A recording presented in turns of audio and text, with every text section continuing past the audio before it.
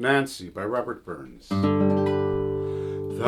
am I, my faithful fair, thine, my lovely Nancy, every pulse along my veins, every roving fancy, to thy bosom lay my heart, there to throb and languish, Tho Despair had wrung its core, that would heal its anguish.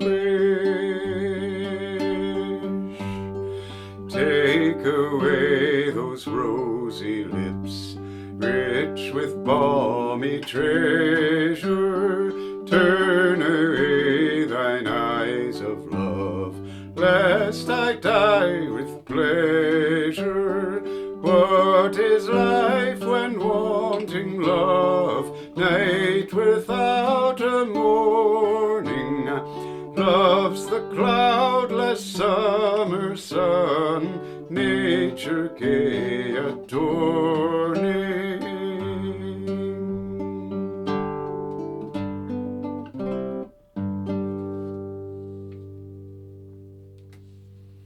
You may not have heard of the song Nancy, even if you're a Burns aficionado, because this song has been published under the title Thine Am I, My Chloris Fair, which was a later version that he sent to his second publisher, George Thomson, with the first verse rather pretentiously rewritten to Thine am I, my Chloris Fair, well thou mayst discover, every pulse along my veins tells the ardent lover.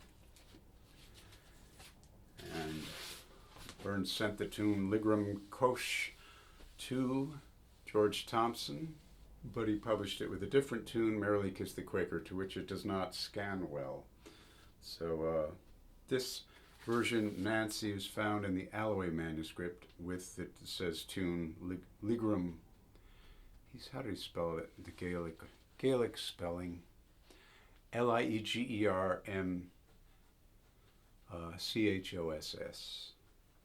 I don't pronounce Gaelic, but it's called Ligrum Cuss in James Aird's selection of Scotch, Irish, English, and foreign airs, which is where I found the tune, and was delighted to do so, because there's another song called Blythe. Blythe was I on yon hill.